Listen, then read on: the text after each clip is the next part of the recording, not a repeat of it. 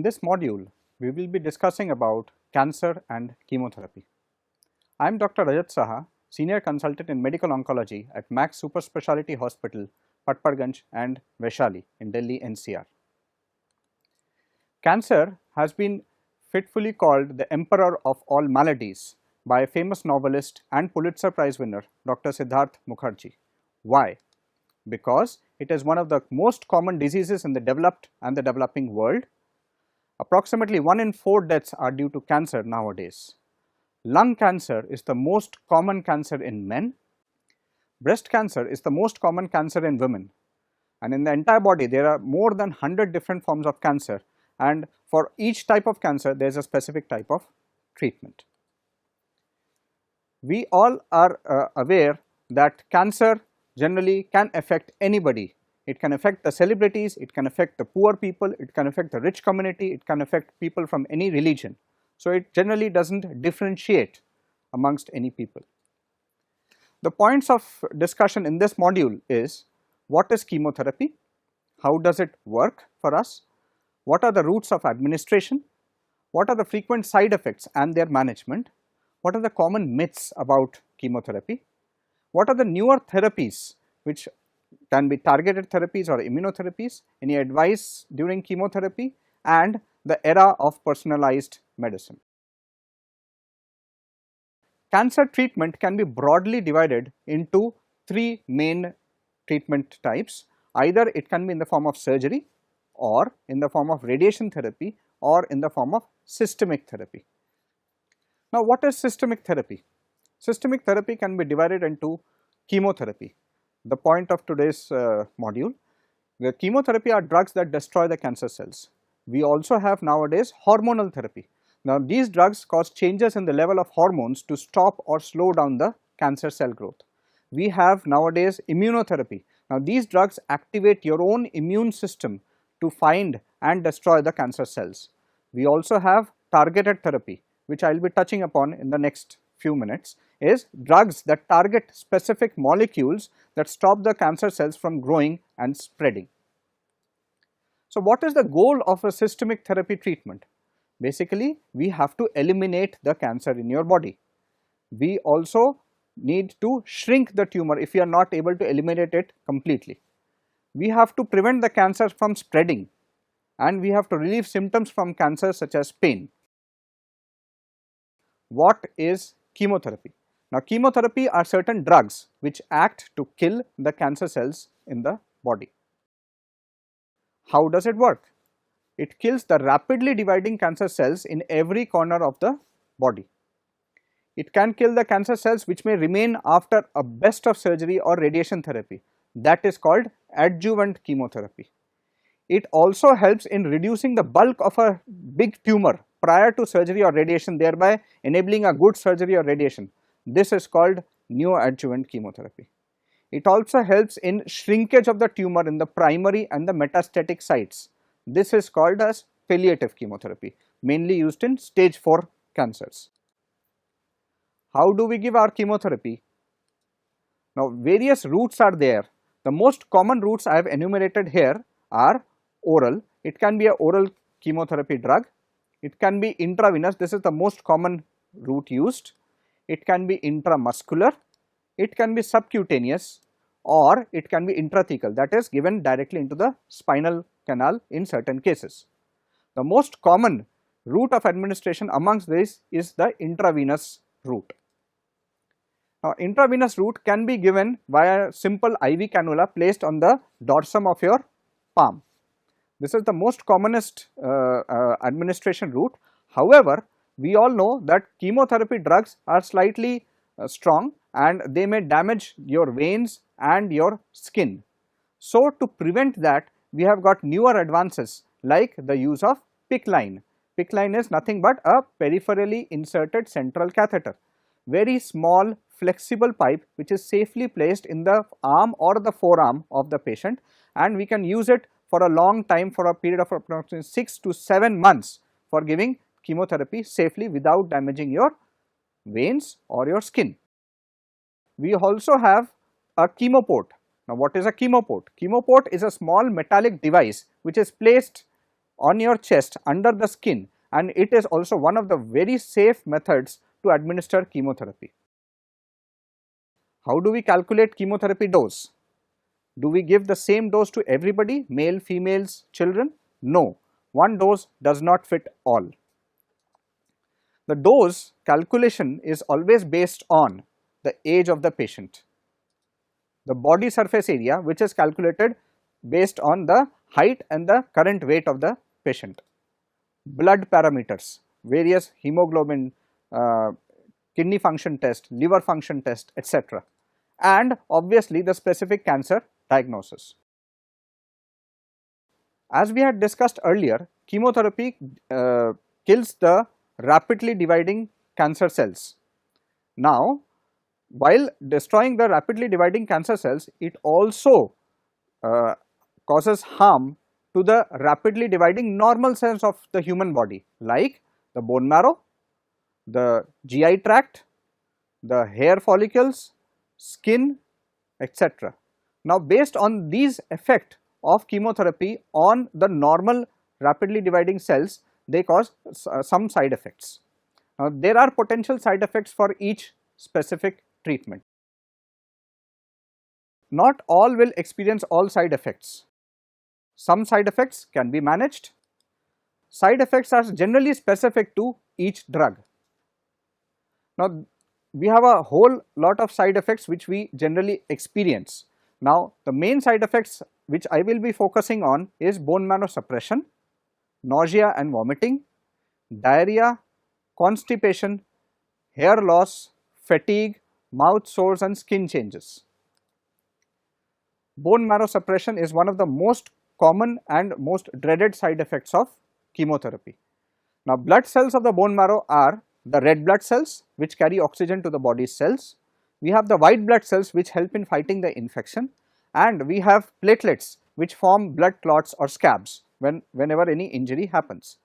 Now, blood cell levels may decrease following chemotherapy and are expected to return to normal by the start of the next treatment. So, we always have to periodically check the blood cells by doing a CBC or a hemogram test. Now, blood cells must return to a safe level before each treatment. Blood tests are generally done 1 to 4 days before any chemotherapy cycle, and the blood test results may affect the subsequent chemotherapy cycle. What is neutropenia or low white blood cell count? Now, white cells are your infection fighting cells. They may be lowered for a temporary period after your cancer treatment. Your body will be less able to fight the infection during that time, and it is important to recognize the signs and symptoms of an infection. So, temporarily your body immunity will go down after giving chemotherapy. So, what are the common signs and symptoms of some infection? Is either you may get fever, or you may have flu-like symptoms like body aches, you may have a sore throat, you may have a cough or shortness of breath, you may have a burning urination, you may have some redness or boils on the skin. All these are suggesting that the patient may have a lowered immunity and infection, and we should report all these signs and symptoms to your treating oncologist immediately.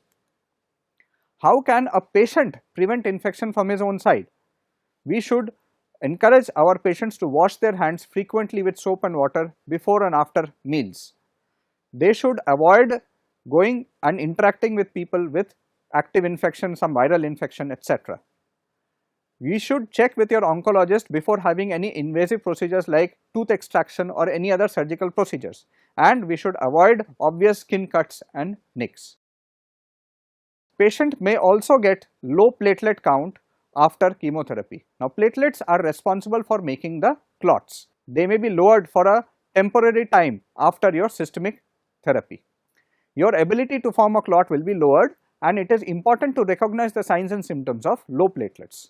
What are the signs and symptoms of low platelets? A cut that won't stop bleeding, any spontaneous bruises on the body, any bleeding from the nose and the gums, any red pinpointed rash on the skin, black stools suggesting bleeding from the stools, any blood in urine. So, these are some of the warning signs of low platelets, and obviously we should report all these signs and symptoms to our treating oncologist. How to manage the low platelet count? The patient should use a soft toothbrush to avoid any obvious injury to the gums, should continue regular oral hygiene and caution with flossing, should blow the nose gently, and should avoid high risk activities like some contact sports. That should not be done during or immediately after chemotherapy. Another important side effect of our chemotherapy is low red blood cells, or patient may get anemia. Now, red cells are responsible for carrying the oxygen to the body's cells. They may be lowered for a short time after your chemotherapy. Your energy level because of this will be affected, and it is important to recognize the signs and symptoms of low blood cells or anemia. What are the main signs and symptoms of low RBCs? Is fatigue, shortness of breath, pale appearance, chest tightness or chest pain, and obviously again, without saying, we should report all these signs and symptoms to our treating doctor. Fatigue is the most common symptom during and after cancer chemotherapy. What are the signs and symptoms which we expect? One is the feeling of weariness or tiredness or lack of energy that does not always improve with rest. It may affect your ability to do your daily activities, often overlooked, but it is real and can be managed. How do we manage this cancer related or chemotherapy related fatigue? We should do regular light exercises rather than completely lying on the bed. Balanced physical and social activities with rest is very, very important. We should listen to our body and rest when needed. We should stick to a regular sleeping pattern and a healthy, balanced diet. We should drink plenty of fluids, and we should allow family and friends to help you and discuss with you as regards your cancer, chemotherapy, etc. You should not be isolated from the society, but you should actually intermingle with the society more. Another very common side effect of chemotherapy is nausea and vomiting. What is nausea? Nausea is an unpleasant queasy sensation in your stomach, which you feel sick after taking chemotherapy. Vomiting means actually throwing up. Now, not all people will experience the same extent of nausea and vomiting post chemotherapy. Some patients are more sensitive, some patients are less sensitive. And I would like to say that there are highly effective medications to prevent nausea and vomiting nowadays. Earlier, the incidence of nausea vomiting was 50% after every chemotherapy cycle. Nowadays, we are able to bring this down to only 10%. Only about 10% of our patients have significant nausea and vomiting, and that too can be managed with highly effective medications. How to manage the nausea and vomiting from your own side? You should stay well hydrated. About 8 to 10 cups of fluid should be managed in a day. You should eat frequent small light meals, especially on the treatment day. Heavy meals will promote nausea. You should keep your mouth clean and brush at least twice a day. You should avoid hot, spicy, greasy foods. You should avoid heavy meals right after treatment, and obviously you should also avoid strong smells like any strong perfumes, etc., or car perfumes, etc., before and after your chemotherapy sessions. Constipation is also one of the most distressing complications of chemotherapy, and it is when you are not having any normal bowel movements as often as you are used to. Now, it is caused by some cancer drugs, by certain anti-nausea drugs, by certain pain medications which are generally co-administered to cancer patients. It may be also due to reduced fluid or fiber intake, because all our cancer patients are generally low in appetite. It may be due to the stress related to the cancer, or it may be due to lack of exercise. How to manage the constipation? It is normal to have a bowel movements at least every 2 to 3 days, even when little food is eaten. And how to prevent the constipation from your own side is to increase your fluid intakes to approximately 8 to 10 glasses a day. Warm fluids should be taken, and we have to increase the fiber intake in the diet and be as physically active as possible. We have a lot of medications also which we give post chemotherapy to manage this constipation. Some patients may have diarrhea on the contrary. So, when the bowel movements are more frequent or more watery than normal, then it is called diarrhea. It can turn out to be a very serious side effect if not managed in a timely manner. So, what are the causes of diarrhea? The cancer therapy drugs itself, some antibiotics which are co-administered, if the patient has got some intestinal surgery prior to the chemotherapy or has undergone some radiation therapy to the intestines or the pelvis. So, these patients are more prone to get diarrhea. How to manage the diarrhea? We have to eat small and frequent meals, we have to choose foods with less fiber, and if prescribed by an oncologist, you can use certain over the counter anti-diarrhea drugs. What should be avoided? Foods that may aggravate diarrhea or spicy, greasy foods. Any outside food should be avoided immediately post chemotherapy. Dehydration can be result of untreated diarrhea, and obviously we have to drink 8 to 10 glasses of fluids, fruit juices, chai, coffee along with our chemotherapy. Mouth sores is another very distressing side effect of our chemotherapy and radiation therapy, and generally occur within a few days after treatment. Why do they occur? Because the mucosa of our mouth and the GI tract are fast dividing cells. So, they also get affected by our chemotherapy, and we may have small or large ulcerations on the tongue, gums, sides of the mouth, lips and throat. What are the signs and symptoms? We have pain, patient has bleeding gums, patient may have difficulty in chewing and swallowing and can lead to further infections. So, how to manage the mouth sores from a patient's point of view? The patient needs to look and inspect his mouth regularly and practice good oral hygiene, that is rinse 3 to 4 times a day with baking soda in warm water, or brush twice a day, use a soft toothbrush, avoid mouth washes with alcohol content, make sure that if a patient has denture, it should fit well and not scratch, and we should avoid irritating food and liquids like very strong acidic or spicy foods should be avoided along with chemotherapy. Hair loss is again one of the most disfiguring side effect of chemotherapy. It is not life threatening, but it is definitely disfiguring. Some drugs may cause your hair to fall out or to change color. Hair loss, does it start immediately after chemotherapy? No. It generally starts about 3 to 4 weeks after the first treatment. Your scalp could feel tender when the hair starts to fall out, and your hair will definitely begin to grow back 3 to 4 weeks after the completion of chemotherapy. So, how do we manage the hair loss? The most optimistic way to manage the hair loss is to get a wig. We should visit a wig shop before we actually lose our hair. So, that really keeps up the self-confidence of our patients. We can also use scarves and shawls to cover our hair. We also have a concept of applying cool caps during the administration of chemotherapy. That also has been shown to reduce the hair fall. Let me just take this opportunity to tell you about the myths about chemotherapy and are they right or wrong. One of the most common myths about chemotherapy is the patient thinks that my chemotherapy will make me very sick. It is wrong. Effective side effect management in the 21st century will not make you that sick. Another important myth is I will lose all my hair. The patient are very distressed, but wrong. There are certain chemotherapy drugs which cause partial to no hair loss.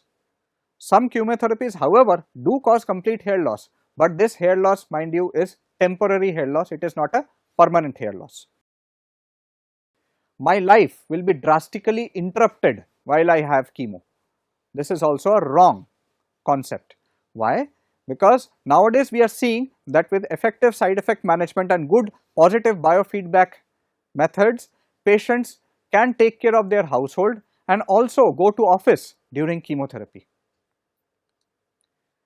Another important and prevalent myth is I won't be able to have children after chemotherapy. It is wrong. Nowadays every effort is made to spare a patient's fertility. In young males, we have the concept of sperm preservation, which we offer to every men in the reproductive age group. Amongst females, we have the option to allow them to do oocyte preservation for them. Another important myth which is nowadays floating in the community is chemotherapy is an outdated treatment. These days it is all about immunotherapy. I would say this is also wrong. Chemotherapy is still a treatment standard that doctors rely upon. Immunotherapy has shown promising results in only a few cancers, and it is one of those developing parts of oncology. What are some basic advice which you should adhere to during chemotherapy? You should eat small, frequent meals. You should have nutritious food. You should avoid overcrowded places like malls or cinema halls. You should avoid contact with infected or sick people. You should report any serious side effect to your doctor. And you should always engage in moderate exercises all throughout your treatment. I always instruct my patients that the patient who is undergoing chemotherapy should not be placed under curfew. He should be allowed to interact with his immediate family members, with his office mates, with his immediate society, so that he or she is able to face the side effects of chemotherapy better. Let me touch upon a new concept which is emerging in the last 5 to 6 years and which has definitely revolutionized the treatment of cancer beyond chemotherapy. As I had told you, chemotherapy generally affects the rapidly dividing cancer cells. As a fallout and as a collateral damage, it also affects the normal cells of the body, leading to some side effects. So, chemotherapy is nothing but cluster bombing. What is the present concept? The present concept is slowly changing, and recent advances in molecular biology, including the Human Genome Project, which has been completed in the year 2003, have allowed for the introduction of targeted therapies for cancer treatment. What is targeted therapy? Targeted therapy avoids the normal cells and goes directly to the cancer cells, and it sticks to the target which is identified on the cancer cells. What and where is the target is a Herculean task to find. A normal cell contains lot of receptors, lot of molecules which we can target, but finding an effective molecule to target is the challenge for science today. Scientists spend a lot of time in actually finding out a effective, meaningful target, and this research sometimes takes about 5 to 6 years for it to become successful and come into the commercial market. So, translating this genomic analysis into clinical benefit is highly important, but is time taking. Rise of targeted therapy. A lot of articles nowadays are coming up in the field of targeted therapy. It is definitely a very good improvement over the traditional chemotherapy. Let me just highlight a few targeted therapies which have revolutionized certain cancer therapies. We have got imatinib. It is a wonderful oral drug which is active against a specific molecule in chronic myeloid leukemia, which is a form of blood cancer. It was previously incurable, but nowadays by giving this one tablet per day to our patients, we are able to almost cure it. Let me come to geftinib and erlotinib. Now these are wonderful oral tablets that block the EGFR domain in the adenocarcinoma of the lung, which is a particular variant of lung cancer. Now these drugs can, the patient can have these drugs at the comfort of his home without much of side effects. We have trastuzumab. Trastuzumab is an intravenous targeted therapy against HER2 overexpressing breast cancer. This also has revolutionized the treatment of breast cancer and has definitely helped a lot of our ladies in fighting the cancer for a long period of time. We have got rituximab. Now these are all tongue twisting molecules, but definitely very helpful to our patients. They are intravenous targeted therapy against the CD20 molecule of non-Hodgkin's lymphoma. Now with the advent of these remarkable targeted therapies, we are able to prolong the life of certain cancer patients with specific actionable targets. About 10 to 15 years back, we had the same diagnosis and the same prescription for every patient who was coming to us. But nowadays, with the advent of specific chemotherapy molecules, various targeted therapy molecules, immunotherapy molecules, we are entering the era of personalized medicine or individualized medicine. That means every cancer patient is actually treated as a new patient and is given a set of treatment which may be different from another patient's. This will improve our outcome of treating cancer and it will minimize the side effects. Thank you.